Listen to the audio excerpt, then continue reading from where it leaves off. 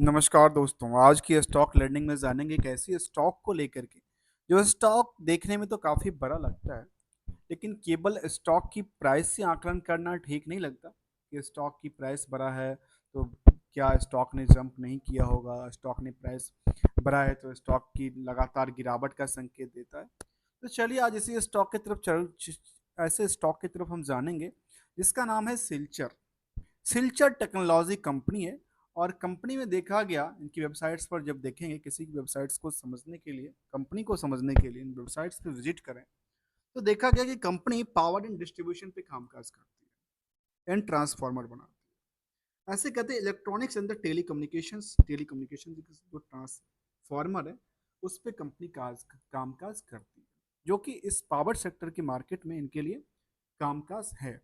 तो कामकाज किस बेसिस पे है, जबकि मार्केट कैप भी इस कंपनी का छोटा मोटा नहीं है, काफ़ी ज़्यादा रही, करीब करीब 5,000 करोड़ तक के आसपास की पहुंची थी, लेकिन थोड़ा सा इसमें हल्का फुल्का गिरावट चलता रहता है, प्रॉफिट बुकिंग चलती रहती है। तो जहां देखा गया कि बुक वैल्यू कहती है केवल 275 का। अब सोचिए 275 का बुक वैल्यू और करंट प्राइस कहती है करीब 6200। अब प्राइस टू बुक वैल्यू कहते हैं करीब 22 गुना बढ़ चुकी है। क्यों बढ़ी? एक सवाल होता है ना, आखिर ये प्राइस जो बढ़ी वो क्यों बढ़ी, किस कारण से बढ़ी? अर्थात इनका दो फैक्ट, ये क्या लगातार इसकी जो फंडामेंटल्स था स्ट्रांग पोजीशन में था, और दूसरी तरफ क्या इसमें स्टॉक की प्राइस को एक जानबूझ के हायर तो नहीं किया गया? इसका क्या करने वाले हैं, हम आकलन करेंगे। इंटरेस्टिंग वैल्यू देखेंगे तो काफ़ी ज़्यादा है। यदि मैं इसको आकलन करके देखें बुक वैल्यू से तो अर्थात ये समझ में आती है कि इनकी जो अंडर लैंडिंग एसेट्स वैल्यू है वो काफ़ी ज़्यादा तादाद में देखने को मिली। अब आते हैं स्टॉक की पी की तरफ। ये अक्सर कहते हैं स्टॉक का पी काफ़ी छोटा होना चाहिए, तो ये बेसिकली क्या दिखाता है, एक डिमांड को दिखाता है। जो स्टॉक में फिलहाल यदि पी कुछ नहीं कहता, अर्थात अभी भीड़ नहीं है, खाली खाली जगह है, आप भर भर के खरीद लो और जब धीरे धीरे भीड़ बढ़ेगी तो फिर बेच लेना, क्योंकि मार्केट तो खरीदने और बेचने से चलती है। तो स्टॉक के पी के बारे में कहते हैं 47 का, जबकि अर्निंग पर शेयर की बात करें 130 रुपीज़ का। किसके बेसिस पे? फेस वैल्यू है 10 रुपये का, अर्थात 10 रुपये पे 130 रुपये का 13 गुने के हिसाब से क्या करती है, इसमें अर्निंग करता है। जब 13 गुना अर्निंग कर सकता है एक नॉमिनल वैल्यू, तो स्टॉक में 47 गुना की भीड़ खड़ी हुई तो कोई बड़ी बात नहीं था। जबकि इस कंपनी को यदि इंडस्ट्रियल के पी से देखा जाए आकलन करके तो वो कहती है 58 का। और सोचिए 58 के हिसाब से देखा जाए तो ये कितने की गैप बनती है, नियरली 10 से 11% की, 10 से 11 की गैप बनती है इन द अमाउंट्स के अंदर। और यदि परसेंटेज को देखें तो परसेंटेज में ये दिखती है जो नियरली करीब 20% के आसपास कह सकते हैं।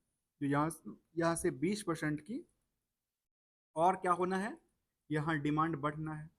यदि स्टॉक सेक्टर के हिसाब से यदि 20% केस बढ़ी यहाँ से तो कितनी चली जाती है, नियरली कितना जाएगी, नियरली 7500 के आसपास जाएगी।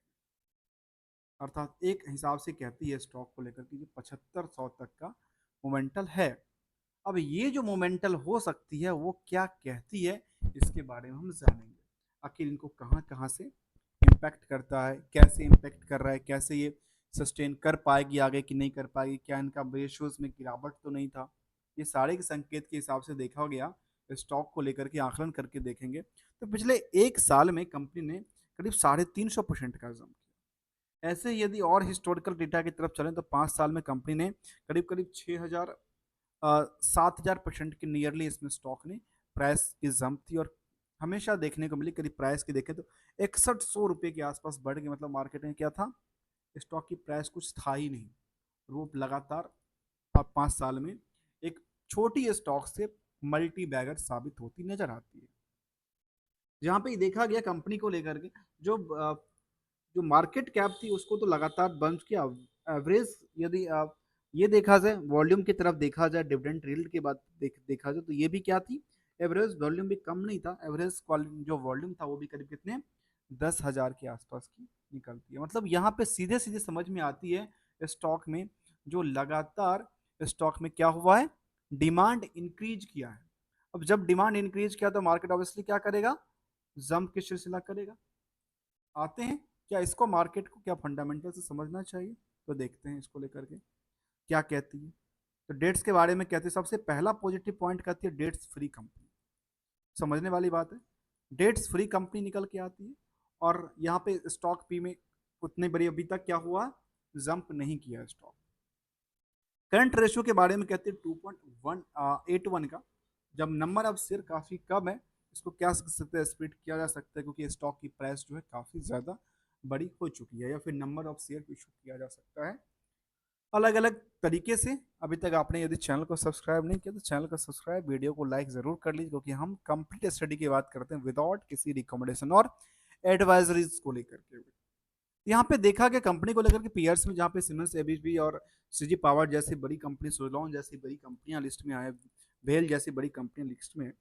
इसकी लिस्ट में सबसे निचले पैदान पे देखने को मिला, यहाँ पे 8 नंबर पे देखने को मिला है, और ये कहती है इसके हिसाब से ये होना चाहिए, और इसके हिसाब से डेट्स कहती है कि 0.2 होना चाहिए, लेकिन यहाँ पे क्या कितना निकल के आती है, ये कुछ है ही नहीं। और ये कहती है तो इसके हिसाब से यहाँ पे जंप होगा तो नियरली 7500 के आसपास जाएगा। अब आती है आंकलन को लेकर, आखिर इनकी सेल्स ग्रो क्या कहती है, क्योंकि ये मैनेजमेंट की परफॉर्मेंस और फेलियर की बात करते हैं। तो मैनेजमेंट की परफॉर्मेंस में जो परफॉर्मेंस की बात कर रही है, तो कहती है कि यहाँ पे मैनेजमेंट ने अच्छी परफॉर्मेंस किया है, चाहे वो क्यूर वाई वाई का डेटा हो, चाहे वो क्यूर क्यू का डेटा हो, दोनों तरफ से स्टॉक में क्या था, सेल्स में, रिवेन्यू में ग्रोथ किया। किसने? मैनेजमेंट की परफॉर्मेंस दर्शाती है। ऑपरेटिंग प्रॉफिट की बात करें तो ऑपरेटिंग प्रॉफिट में भी काफी क्या था, यहाँ से थोड़ा सा गिरावट देखने को मिला, लेकिन इससे भी गिरावट था, तब इसको कह सकते हैं हाँ उतनी बड़ी तो नहीं, लेकिन नियरली 8.5-9% के आसपास गिरावट का संकेत दे रहा था ऑपरेटिंग प्रॉफिट में। तो ऑपरेटिंग प्रॉफिट में गिरावट के बाद क्या नेट प्रॉफिट भी इफेक्ट करता है? कहता है नेट प्रॉफिट इफेक्ट तो हुआ है, लेकिन ज़्यादा नहीं हुआ था, थोड़ा सा हुआ है, और खास के 2-3 क्वार्टर में इसमें थोड़ा सा गिरावट था। उसको टॉप तो नहीं कह सकते, लेकिन सस्टेन करती नजर आती है। ईयरली बेसिस में कहती है कंपनी की डेटा में जो मैनेजमेंट ने जो परफॉर्मेंस लेवल किया वो इनक्रेडिबल जंप करती नजर आती है। आंकलन करके देखे खास 19 के बाद, तो स्टॉक ने क्या किया, इसकी सेल्स में क्या हुआ, लगातार जंप हुआ, लास्ट 12 महीने का जंप था। ऑपरेटिंग प्रॉफिट मार्जिन में क्या हुआ, लगातार जंप करती, लेकिन जो 29% था नियर, वहाँ पे थोड़ा सा हल्का गिरावट था। और यहाँ पे देखने को मिला जो यहाँ पे कंपनी ने जो लास्ट ईयर में खास कर कह सकते हैं टॉप ऑफ अवार्ड कंपनी को मिला है सेल्स इनकी प्रॉफिट को लेकर के। और इसके बाद लास्ट 12 महीने का डेटा भी कम नहीं, 100 करोड़ तक के आसपास प्रॉफिट कमा के दिया है।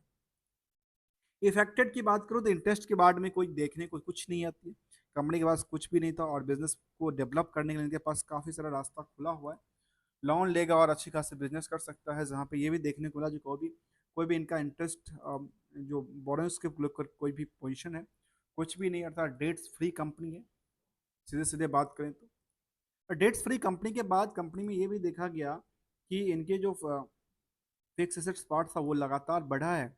और इतना ही नहीं, यदि इनकी वर्किंग की बात करें या फिर जो इन्वेस्टमेंट की बात करें, लगातार इन्होंने क्या किया है, अपनी जो पोजीशन था उसमें इंक्रीज किया है। जबकि इनका यदि हम उधार सेल्स की बात करें, उधार सेल्स कितना का कहती है, करीब 94 करोड़ का कहते हैं, 94 करोड़ के आसपास की क्या है उनका उधार सेल्स है।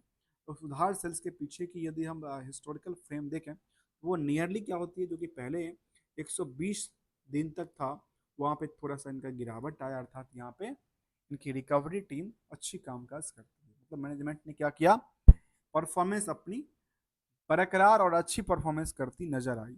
यहाँ पे देखने को मिला, यदि इसके हिसाब से देखें तो नियर अबाउट 94 करोड़ के आसपास की डेटर कहती है, 92 करोड़ का उन्होंने प्रॉफिट बुक किया। तो अभी ये भी देखने को मिलता है कि प्रॉफिट के बेसिस पे यदि हम उसको आकलन करें डेटर्स को लेकर के, तो डेटर्स में ये देखने को मिलती है तो हाँ फिलहाल अभी भी थोड़ा सा इनका पीएल की पार्ट में जो बुक किया रखा है थोड़ा सा रिस्क बनता है। ये कई बार इग्नोर किया जाता है, कई बार नहीं किया जाता है, अलग अलग फैक्टर को लेते हुए। अब आते हैं इन्वेस्टमेंट पार्ट को लेकर के क्या कहती है, वहाँ पे एक नज़र डालते हैं इसके कॉर्पोरेट एक्शन और बाकी सारे एस्पेक्ट को लेकर के क्या क्या मार्केट की पोटेंस, मार्केट को लेकर के इनकी डिमांड्स लगातार जो बढ़ी, उसके वॉल्यूम को बात करें तो वॉल्यूम में क्या हुआ, वॉल्यूम में लगातार जंप किया, ग्रो किया। और सेंटिमेंटल में कहती है इनकी न्यूज पब्लिकेशन की बात करती है, आउटकम ऑफ एसडीएम की बात करती है, और रिजल्ट इनका तो आ ही चुका था फाइनेंशियल रिजल्ट को लेकर के। कॉर्पोरेट एक्शन में कंपनी की तरफ से कहा गया कि हमने डिविडेंड का पार्ट भी अच्छा खासा दिया है। ऐसा नहीं दिया, हमने डिविडेंड का पार्ट दिया है, करीब करीब ₹12 के आसपास का डिविडेंड का पार्ट दिया कंपनी ने। इससे पहले कंपनी ने बोनस भी दिया था 2023 के अंदर सितंबर में। तो क्या उम्मीद करते हैं अभी बोनस इसका दे सकता है कंपनी? ये सवाल बनती है, मन में सवाल आती है। हो सकता है क्या करने वाली एजीएम के डेटा में कुछ निकल के यदि ऐसा आया होगा तो शायद लेटेस्ट अपडेट कुछ निकल के आएगा। तो आउटकम ऑफ बोर्ड मीटिंग की अभी बात कर रही थी वॉलेट के हिसाब से। इन्वेस्टर प्रेजेंटेशन की बात करें, न्यूज़पेपर पब्लिकेशन की बात करिए, यहाँ पे न्यूज़पेपर पब्लिकेशन में वही स्क्रूटनी को लेकर के कंपनी ने कहा होगा। आते हैं सिलसिला को आगे करते हुए, यहाँ पे देखा गया कि ऑपरेटिंग प्रॉफिट और ये साल जो थी उसमें क्या था, कुछ ग्रो लेवल बनी थी। तो कहती है नहीं, ऑपरेटिंग प्रॉफिट तो लगातार गिरावट में था और यहाँ पे नेट प्रॉफिट मार्जिन में थोड़ा सा गिरावट का देखने को मिला। और ये डेटा है किसके हिसाब से? स्टैंड लॉन डेटा कहती है इसको लेकर के। जहाँ पर एनालिसिस की पार्ट को हम क्या करने वाले हैं, जहाँ पे ये देखेंगे आखिर जो लगातार जो जंप का सिलसिला था वो किस हिसाब से था और बाकी की पीयर्स कंपनी क्या सोचती है। तो चलिए अगले पड़ाव में आते हैं इसको समझते हुए, इसको लेकर के इन्वेस्टर्स को। क्या डिमांड लगातार बढ़ी है? तो ऑब्वियसली कहा जा सकता है कि स्टॉक में जो डिमांड था, डिमांड बढ़ी है। डिमांड किस हिसाब से बढ़ी? यहाँ पे लोग नए लोग इन्वेस्टर्स यहाँ पे खरीदारी को लेते हुए आए, जहाँ पे प्रमोटर्स की holding near about the same था, एफआई की holding near about same, DI की होल्डिंग कुछ था नहीं ज़्यादा। और जो प्रमोटर्स की होल्डिंग थी, सॉरी पब्लिक की होल्डिंग थी, उसमें 32% के आसपास की होल्डिंग जो देखने को मिली।